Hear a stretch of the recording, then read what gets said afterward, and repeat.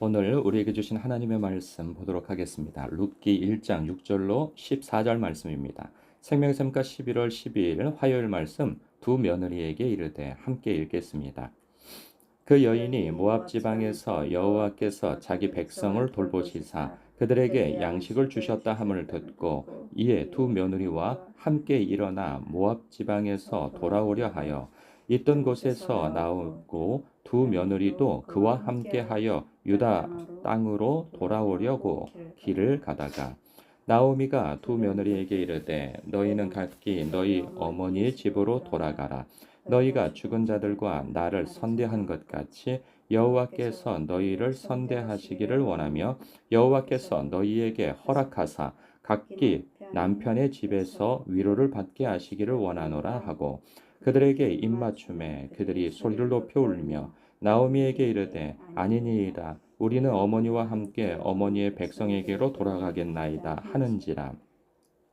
나오미가 이르되 내 딸들아 돌아가라 너희가 어찌 나와 함께 가려느냐 내 태중에 너희의 남편 될 아들들이 아직 있느냐 내 딸들아 되돌아가라 나는 늙었으니 남편을 두지 못할지라 가령 내가 소망이 있다고 말한다든지 오늘 밤에 남편을 두어 아들들을 낳는다 하더라도 너희가 어찌 그들이 자라기를 기다리겠으며 어찌 남편 없이 지내겠다고 결심하겠느냐 내 딸들아 그렇지 아니하니라 여호와의 손이 나를 치셨으므로 나는 너희로 말미암아 더욱 마음이 아프도다 하매 그들이 소리를 높여 다시 울더니 오르바는 그의 시어머니에게 입맞추되 룻은 그를 붙쫓았더라.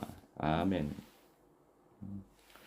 세 명의 이 과부가 아주 처량한 모습으로 이 나오미의 그 시어머니의 고향 땅인 그 예루살렘으로 베들레헴이죠. 베들레헴으로 돌아가려고 하는 그 여정에서의 모습을 보게 돼요.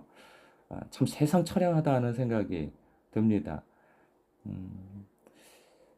어찌 보면 그 사람들의 마음은 다 금이 환영하고 싶은 마음이죠. 고향 땅에 가서 보란 듯이 내가 이렇게 성공했노라고 그러한 모습으로 돌아가고 싶지 다 쫄딱 망해가지고 가족도 잃고 그런 처량한 모습으로 돌아가기를 누구도 원치 않습니다.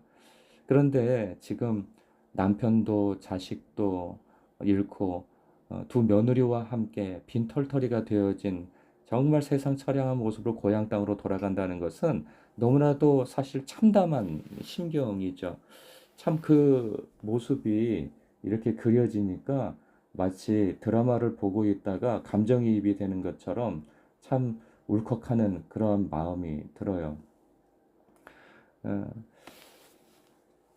이들의 모습을 보면, 그러니까 이제 고향 땅으로 돌아가죠. 돌아가는데 어, 세 명이 같이 돌아가는 여정에서 얼마 가지 않아서 나오미가 이건 아니다 하는 생각이 들었던가 봅니다.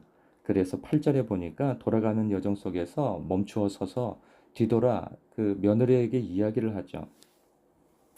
내 딸들아, 너희 그러면서 이제 축복을 해줍니다. 너희가 죽은 자들과 나를 선대한 것 같이 여호와께서 너희를 선대하시기를 원하며 여호와께서 너희에게 허락하사 각기 남편의 집에서 위로를 받게 하시기를 원하노라 하고 그들에게 입맞춤에 그러니까 돌아가라는 거죠. 돌아가서 너희들 아직 늦지 않았다. 너희들 아직 젊다. 그러니 나 따라와서 고생하지 말고 돌아가서 각기 어머니의 집으로 돌아가서 어, 다시 결혼하라는 거죠. 그러니까 이때 며느리의 나이들이 한 10대 아주 어린 나이였던 거 봅니다.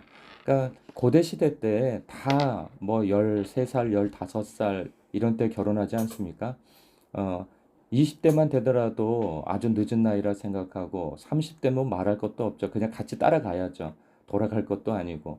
그러니까 아직 10대 정도의 나이니까 다시 어, 새롭게 결혼할 수 있는, 재혼할 수 있는 나이라고 생각했던 거죠. 이 어린 나이에 자기를 따라서 고생할 수는 없다 하는 그 인간적 도리를 생각하며 축복해주며 돌아가라고 얘기를 합니다. 그런데 이렇게 축복하며 돌아가라고 하는 이 강건함, 이 권면에 그 며느리들은 도리어 크게 울면서 10절에 아니라고 그러는 거죠. 우리는 어머니와 함께 어머니 백성에게로 돌아가겠다고 합니다. 이때에는 두 며느리가 함께 그런 얘기를 하죠.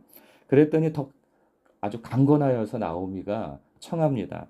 어, 내가 너희들을 어떻게 돌볼 수 있겠느냐? 내가 너희들을 어린 너희들을 데려가서 어떻게 재혼을 또 시킬 수 있겠느냐? 그렇게 할 수도 없고 설령 형사 취소라고 하는 그 이스라엘의 제도에 따라서 내가 결혼하여서 자식을 낳는들 너희들에게 남편으로 쥐어줄 수가 있겠느냐? 그럴 수 없지 않느냐? 하면서 불가하다는 그 이야기를 아주 강하게 어, 이야기하면 이렇게 설득을 하죠. 그랬더니 그 중에 그 오르반은 시어머니의 그 강건함에 못 이겨 이제 돌아갑니다. 그런데 우리가 이런 생각 갖게 되어지죠. 아니 오르반이 또 가란다고 가? 또 자기 살 길 찾아가네? 이렇게 얘기할 수는 없는 겁니다. 아, 시어머니의 마음도 정말 진심을 다해서 돌아가서 너의 행복을 찾기를 원하고 어, 또한 오르바 역시도 시어머니를 따라가려고 했죠. 자기 자신의 도리를 다 하려고 했어요. 그러나 무작정 따라간다 해서 될 일은 아닌 거죠. 그래서 자신의 살 길도 찾아가는 거 나쁘지 않습니다. 이것에 대해서 손가락질 할 수 없는 거죠. 다만 이런 것은 문제이죠. 참 안타까운 것은 이때 당시에는 하나님의 나라, 이스라엘, 어, 그곳에만 하나님의 나라요, 하나님의 영토인 것입니다. 오늘날로 얘기하면 그곳이 바로 교회인 것이죠. 하나님의 나라로 돌아가서 영생을 얻고 구원을 얻을 수 있는 유일한 길이 바로 거기였던 것이죠. 나오미는 거기까지 생각은 할 수가 없었던 거죠. 그러나 인간적 도리를 생각할 때 행복을 찾아서 떠나기를 바라는 마음 뭐 탓할 수는 없습니다. 그러나 영적인 시각으로 본다면 이 오르바의 선택은 이 생에서의 그 편안함과 이 생에서의 다시 행복을 찾을 길로 들어섰으나 되돌아갔으나 그러나 영생을 얻는 길, 하나님의 돌봄과 하나님을 아는 길에서는 멀어졌다는 부분에 있어서는 안타까운 일이죠. 어, 뿐만 아니라 오르바가 그 나오미 같은 경우는 그의 남편과 또 자식들과 함께 그 모압으로 갔어요. 그것은 이 베들레헴이 이 하나님의 땅이 사실 그때 사사 시대 아니에요. 앞서 사사 시대 때 볼 때 하나님 앞에 그 우상을 섬기는 것 때문에 하나님 앞에 악을 행하여 이스라엘의 땅에 뭐 흉년이 오고 전쟁이 있고 참으로 먹고 살기 힘들고 거기에서 발붙여 살기 힘들었던 것이죠. 그렇지만 그 가운데 그렇다고 해서 모두가 다 외국으로 이민을 가고 그러진 않았거든요. 그러니까 그래도 나오미의 집안은 수완이 있었던 거예요. 그 실행력이 있었던 것이죠. 누구보다도. 그래서 외국으로 이사를 갈, 이민을 갈 그런 수완과 재산과 능력이 있었던 거예요. 이 상황보다는 더 나은 어떤 그 행복의 길, 기회의 땅 이러한 것을 찾아서 이주를 한 것은 어찌 보면 하나님의 통치와 다스림에서 벗어난 그런 이방 신이 다스리고 완전히 떠난 그러한 상태를 볼 수가 있는 것이죠. 물론 하나님의 나라는 온 우주요, 온 세상이고 온 세계에 있죠. 이방 땅에도 하나님의 통치가 임하지만 이 구약 시대 때에는 이스라엘 땅이 하나님의 나라인 거예요. 하나님의 백성은 하나님의 나라에서 살았어야 하는 거예요. 그때까지는. 그러나 그들은 기회의 땅으로 이주를 했던 것이죠. 그래서 보란 듯이 잘 살다가 성공해서 돌아오는 금이환영의 모습을 보이고 싶었던 거예요. 그러나 엄밀히 얘기하면 하나님을 떠나게 되어졌던 것이죠. 물론 이스라엘 땅에 있다고 하여서 하나님을 붙쫓아 사는 것은 아니죠. 왜? 그곳에서 하나님만을 섬겨야 했으나 이스라엘 백성들은 하나님도 섬기는 우상을 섬기고 하나님도 섬기는 이러한 하나님을 떠난 이 하나님의 나라, 즉 교회에 있으나 하나님께 마음과 뜻과 힘을 다한 섬김과 예배와 순종하지 못하는 그런 삶을 살았던 것은 크게 또 다르지는 않죠. 그러니까 나오미와 이 엘리멜렉만 잘못한 것은 아닌 것이죠. 그러나 중요한 것은 무엇이냐? 떠났으나 되돌아간다는 거예요. 하나님께로. 우리의 삶 속에서 이런 일들이 있죠. 살다 보면 우리의 신앙이 기회보다도 하나님이 교회가 못할 때가 있어요. 그래서 학벌을 따라서 교회를 떠나고 또 집을 따라서 이사하는 것을 따라서 또 떠나고 직장을 얻은 것 때문에 교회를 떠나고 그리고 나에게 있어서 꼭 붙잡아야 된다고 생각하는 그 기회를 따라서 교회를 떠나는 이런 일들이 있죠. 그러나 그렇게 떠나서 더 잘 살 것 같았으나 그 믿는 사람들에게 있어서는 이 나오미처럼 인생의 벼랑 끝 고난을 겪을 때 비로소 하나님이 나를 부르신다는 생각을 갖게 되죠. 그러면서 다시 되돌아가는 이것 참 귀하다는 생각이 듭니다. 뿐만 아니라 이렇게 극단적으로 교회를 떠나는 것이 아니라 할지라도 우리의 지금 현재 삶 속에서 이런 생각 가질 수 있어요. 자신도 모르게 내가 하나님과 더 친밀했던 것에서 점점 나도 모르게 멀어지고 있다는 사실.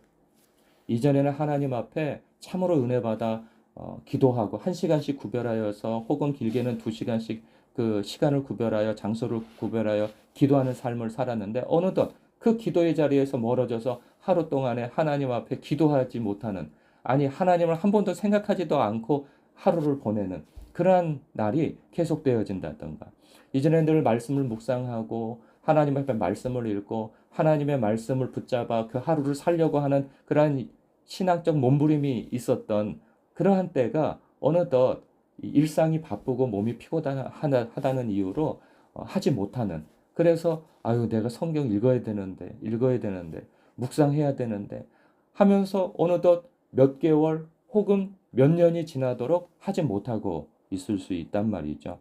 예배 때에도 늘 예배 전에 하나님 앞에 그 전날부터 하나님께서 이 예배의 순간에 나에게 어떤 은혜를 주실까? 하나님의 어떤 말씀을 내게 주실까? 그 하나님의 임재를 막 사모하며 막 이 설렘과 기대하는 마음으로 예배를 드렸었는데 아니 이 지금은 자신도 모르게 그냥 몸은 가나 머릿속에서는 늘 딴 생각에 사로잡혀 있고 그 기대와 설렘은 온데간데 없고 예배를 그냥 드리고만 있는 안 드리는 것보다 훨씬 낫죠. 그러나 그게 있어요. 자신만에게.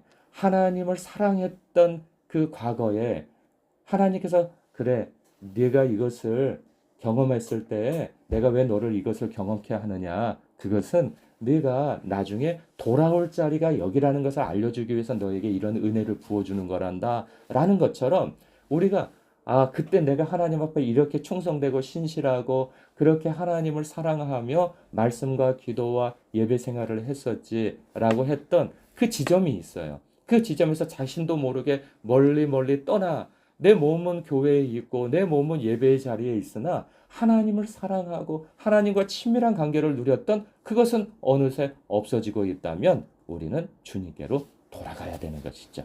말씀을 묵상하는 자리로 그리고 말씀을 묵상하며 그 붙잡았던 말씀으로 기도하고 그리고 주님을 기대하고 설레이는 가운데 받았던 그 말씀을 또 하나님의 선하시고 기쁘시고 온전하신 뜻을 쫓아 순종하며 하루하루를 하나님과 동행하며 하나님께서 우리에게 보여주시는 하나님을 맛보고 아는 그러한 정말 기쁜 신앙생활을 하는 것에 대한 돌아감 그것이 우리에게 있어야 할 것입니다. 오늘도 여러분 이 자리에서 이 룻기의 말씀을 묵상하시면서 그래 나 하나님 돌아가야 되겠다 하나님께로 하면서 묵상의 자리로 기도의 자리로 예배의 자리로 그리고 마음과 뜻과 힘을 다하는 영과 진리로 예배하는 자리로 그렇게 각자 여러분의 그 뜨거웠던 자리로 되돌아가실 수 있는 그러한 묵상이 되시길 주님의 이름으로 축복합니다. 기도하겠습니다.